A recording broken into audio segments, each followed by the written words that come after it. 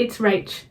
In today's video, I'm going to be comparing and looking at two tarot decks, both of which have been designed by Danielle Noel.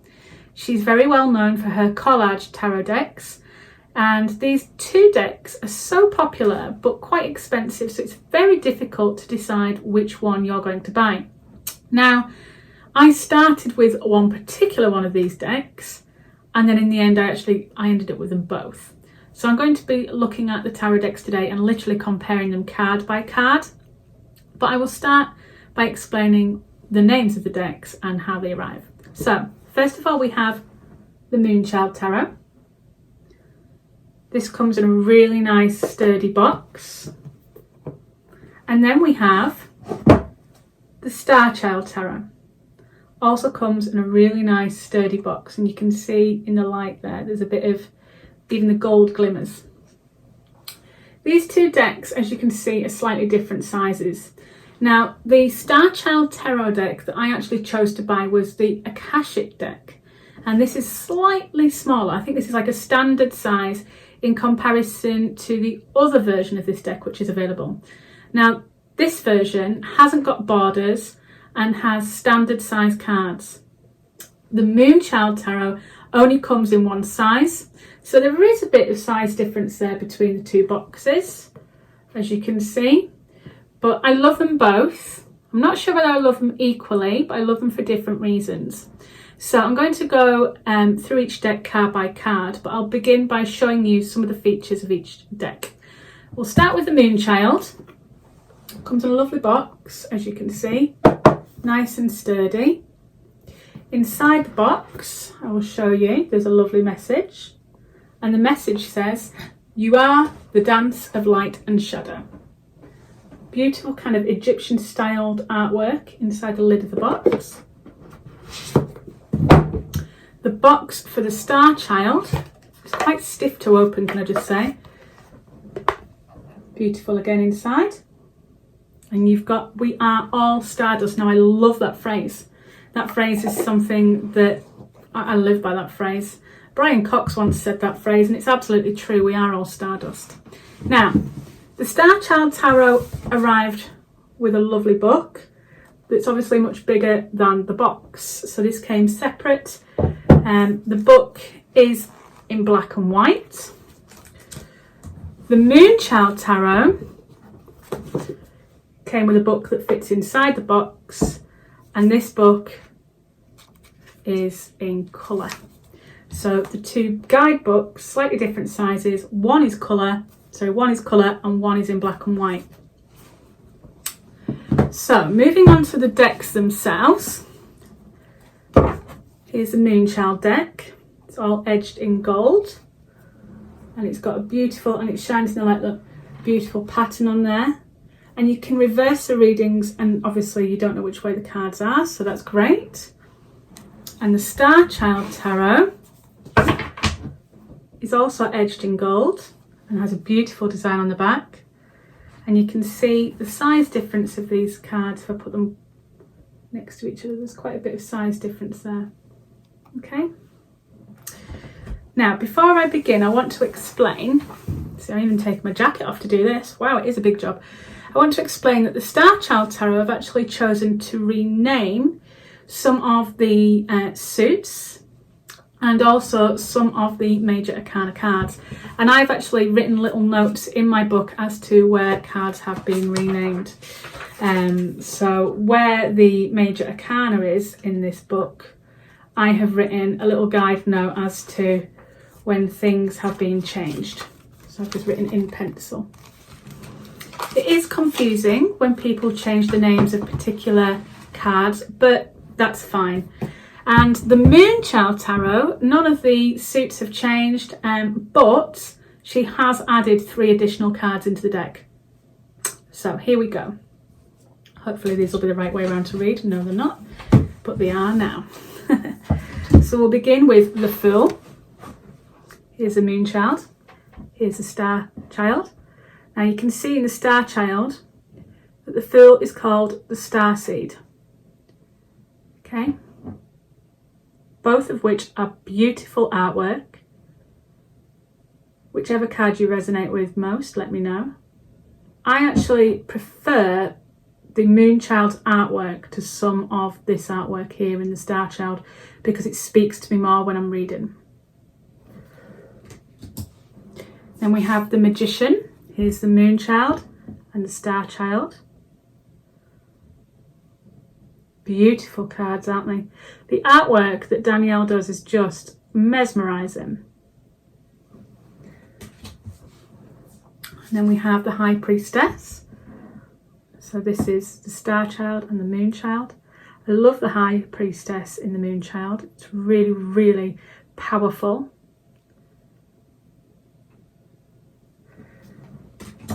And then we have the Empress. Now, out of the two, I prefer the Starchild in this deck. In this particular card, I think it's much more pleasant than this one here. I think the Empress should be a single person, a single figure, but that's my viewpoint. And then we have the Emperor. Now the Starchild deck, to me, seems quite feminine. A lot of the characters are female, whereas in the Moonchild you're going to get the male and female kind of figures. And I do like the Emperor in these cards, but this particular card in the Starchild I received as an art card as well, so I've got it on my wall behind me. I don't know if you can see it over my shoulder there. And I often look at this card and keep thinking to myself, oh, it's strength, but it's not, it's the Emperor. Yeah, and I do like the lion there in the Starchild. And then we've got the Hierophant. I love the Moonchild's version of the Hierophant for this card. It's absolutely gorgeous. Whereas the Starchild, I just not quite sure about that. Both of them are beautiful, but still. The Lovers. So we've got the Starchild and the Moonchild. And I think the Starchild in this one is beautiful. I also think the Moonchild is beautiful, but both in different ways. Then we've got the Chariot. And I think the Moonchild is absolutely gorgeous. Just the imagery is beautiful. But it's nice to put them side by side. So this is where things go a bit like strange, because she's reordered them as well. So we've got Justice and Strength, you see. So I'm just going to quickly find the Justice card in the Moonchild to show you. So the Justice here, she's labelled as number 8, but in the Moonchild it's actually number 11. So she's changed them around slightly. So you can see the scales there. So that's Justice. So this is where it gets confusing, isn't it? So I'll put that on there. And then we've got Serenity, or, sorry, the Hermit. So this is where she's renamed the card. So in the Starchild, the Hermit becomes Serenity. And I prefer the Moonchild's version of this. Not only has it not renamed the card, but the imagery just seems to me more significant to the Hermit's particular message. Right, then we have the Wheel of Fortune. Again, I prefer the Moonchild. Now, bear in mind that I bought the Starchild first. I think further down the line I realised the Moonchild spoke to me probably more. So now I'll compare the Strength cards, because this is where her numbers went a little bit strange. So those are the two Strength cards, both of them featuring the lion. It's very similar, very, very similar. Different colours, different shades, different art style slightly. And then we have Perspective, which is the renamed card for the Starchild deck, which is actually the Hanged Man. And I guess the Hanged Man is about looking at things from a different perspective. Absolutely, it's certainly about having your viewpoint changed and waiting and this suspense. But for me, I love the idea of perspective being quite an easy message to read, but I do relate more to the Hanged Man. So when you start changing the names of things, it does become confusing, a bit like this. So we have the Death card, and we have Transformation, which is absolutely what the Death card is about, a transformation, change. But if you're going to give it another name, I suppose it's the best one, really, to call it. Then we have Temperance. And I love the Starchild's version of this. Absolutely beautiful. The colours, the purples. Now, here we go. We've had a name change. So we have the Devil, which, by the way, in the Moonchild, I adore this card. The pinks are just wow. Or, in the Starchild, as she calls it, Oppression, which the Devil is an oppressive kind of influence. However you link to the Devil as a card, I think this, to me, says it more than this. But, again, the artwork's stunning. So, it's up to you, really, isn't it?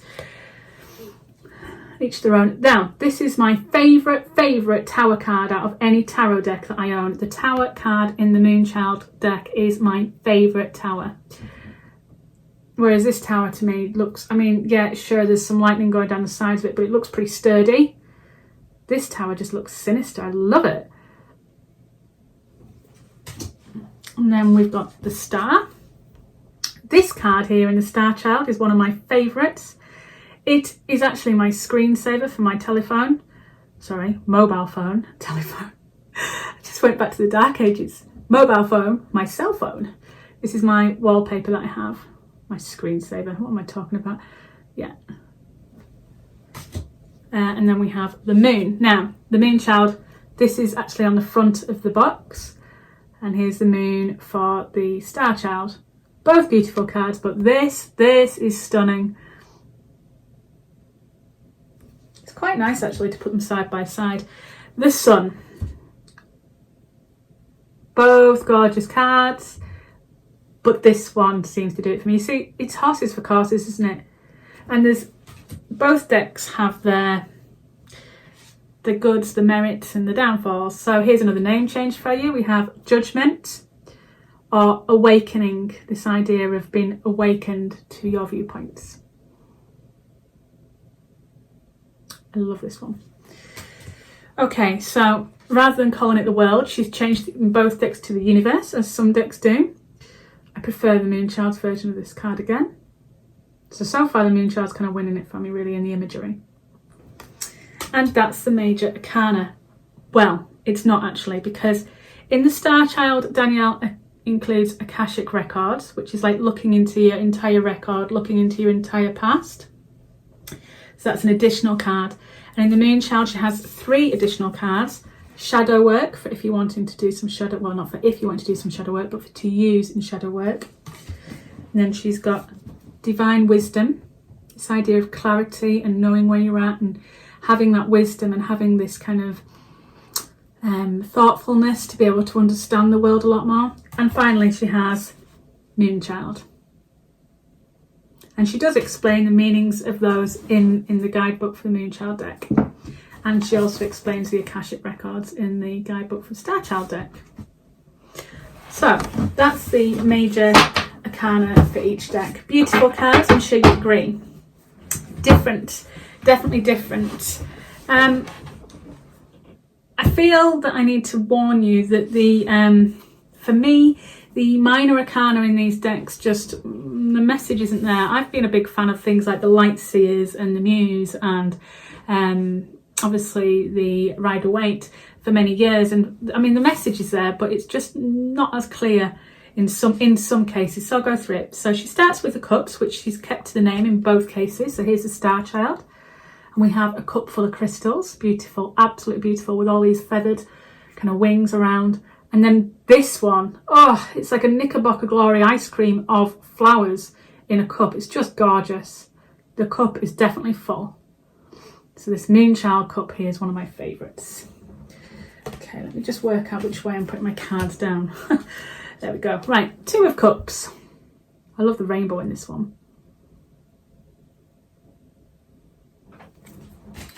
3 of Cups.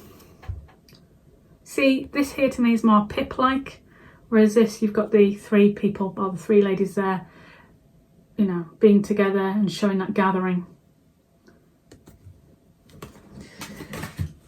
4 of Cups. Similar, very similar, meditational looking cards. My decks are getting mixed up. 5 of Cups. Now, this to me is just stunning. This though is also very obvious with that kind of icy passage, that change. Both beautiful cards, but this is stunning. The Moonchild's winning again. 6 of Cups. Beautiful imagery there. Starchild and the Moonchild. 7 of Cups. How lovely is this? Like I said, it is very pippish. 8 of Cups. Now these are so similar with the whole like Jupiter in the background there. She's gone with the same idea and it's just in a different art style. I think I prefer the Moonchild on this one again. The 9 of Cups. See the similar imagery that she's using here? The similar layout and design. The ocean in the background on both of them, the cups in the sky, the same kind of stance. The 10 of Cups. This reminds me far more of the Rider-Waite than this. This doesn't look happy. This doesn't look serene like it should do. Looks more like something out of a witch's coven. But anyway, the Moonchild version of this cup is brilliant. The Page of Cups. So the court card, she's kept the same names for the court card with the Page, the Knight, the Queen and the King. The Knight of Cups. I love this one. Beautiful. The Queen of Cups. For me, the Moonchild wins again here. I love it. And the King of Cups.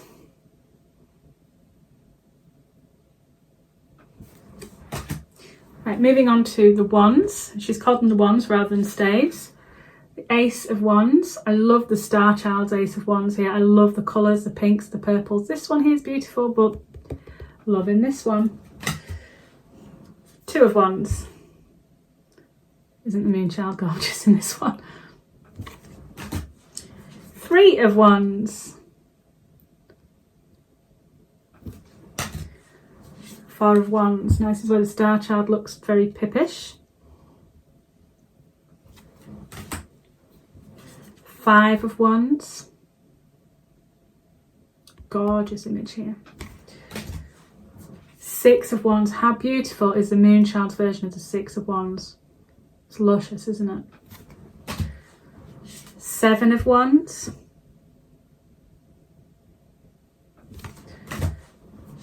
8 of Wands.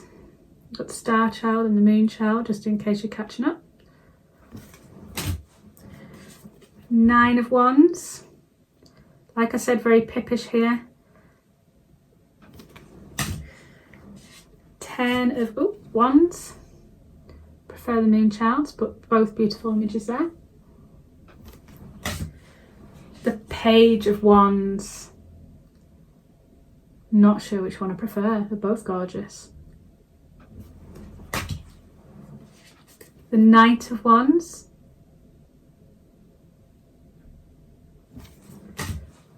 The Queen of Wands. I love the Moonchild's Queen of Wands. Beautiful. And the King of Wands. Okay, so the swords. Now the Moonchild's Ace of Swords is just divine. Here we go. Have a look at that. Beautiful, isn't it? 2 of Swords.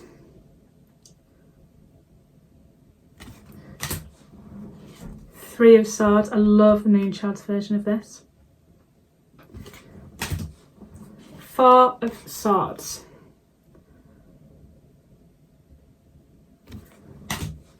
And the 5 of Swords. How gorgeous is the Moonchild's 5 of Swords? 6 of Swords. I love this one, this walking away. 7 of Swords. Similar colours actually in this. 8 of Swords. I love the Moonchild's 8 of Swords, gorgeous. 9 of Swords. And the 10 of Swords. And this is where I like the Starchild more than the Moonchild. The colours, the design. I love it. Okay, so moving on to the court cards and the swords. We've got the Page of Swords. I love this in the Moonchild. I love the purple sky. Something kind of wintry about it. The Knight of Swords. The Queen of Swords. And I like how the Moonchild's dressed the Queen in this kind of chainmail suit. You know, this protection. I love it. And the King of Swords. He's also in chainmail there, look, as well. Or armour of some sort. Right, so finally the coins or pentacles, or in the Starchild's version, the crystals. So in the Moonchild we've got the Ace of Pentacles. In the Starchild we've got the Ace of Crystals. I love this. This is where the name changes get confusing. So we've got the Two of Pentacles and the Two of Crystals. And the Three of Pentacles and the Three of Crystals. Four of Pentacles, Four of Crystals. I prefer the Moonchild here, it is more clear to me. Five of Pentacles with the Moonchild and the Five of Crystals with the Starchild. I love this. For some reason though, it reminds me of Soft Play Centre where you have them swinging balls that you can run through. Moving on. Six of Pentacles in the Moonchild to the Six of Crystals in the Starchild. Both gorgeous cards. Seven of Pentacles to the Seven of Crystals in the Starchild. So you've got Moonchild, Starchild. Eight of Pentacles to the Eight of Crystals. Nine of Pentacles to the Nine of Crystals. 10 of Pentacles, I love this in the Moonchild, to the 10 of Crystals in the Starchild. I think this is just the Stonehenge. It's, oh, gorgeous. Then we've got the Page of Pentacles and the Page of Crystals. And I like this with the reaching up to the coin. The Knight of Pentacles and the Knight of Crystals. And then the Queen of Pentacles and the Queen of Crystals. So this is Starchild, Moonchild. And then finally we've got the King of Pentacles and the King of Crystals. So that's both the Moonchild and the Starchild tarot decks, literally put next to each other. Like for like, if you will, both of which cost around the same amount, and if you're in the UK you can get them directly from the Little Red Tarot shop. That's where I got mine. So size wise they're about the same size in width, but in height they're different, you see. Both gold edged, both beautiful decks, both come in beautiful boxes, both of which are shiny. Both come with really detailed guidebooks. She gives you examples of spreads. She gives you really lots of information about each card and her idea. Now in the Moonchild guidebook, she actually explains about the phases of the moon, and she goes further into detail about astrology and how the moon links to the tarot reading. I haven't really got into that far yet. I've used them just as tarot cards. But while I'm on the subject of Danielle Noel, she also has made a number of oracle decks, and I'll be looking at these shortly. This is the Starseed Oracle and the Work Your Light Oracle, and the artwork is very similar to the Starchild and the Moonchild. So they're two of her oracles I've got, and I know that she makes another one. Is it the Yogic Yoga Oracle or something, that hopefully at some point in the future maybe I might get. So those two tarot decks are available. This one actually comes in other sizes, and I think, I can't remember what they call it now. This is the Akashic, but there's another version of it. So there you go. I hope you've enjoyed today's video, and I hope that it's given you a really good idea of what each card looks like in each deck. and is giving you, maybe if you are wanting to buy one of those decks, more of a guide as to which one you're actually after. And when you understand that she's changed some of the names, and I would say the Moonchild's more easy to follow if you're a regular tarot reader, whereas the Starchild is a little bit more of a challenge, but it's still beautiful and you will get there. But I hope I've given you some ideas and some guidance for if you are wanting to buy one of those decks. Thank you for watching, and I'll see you again soon. Bye.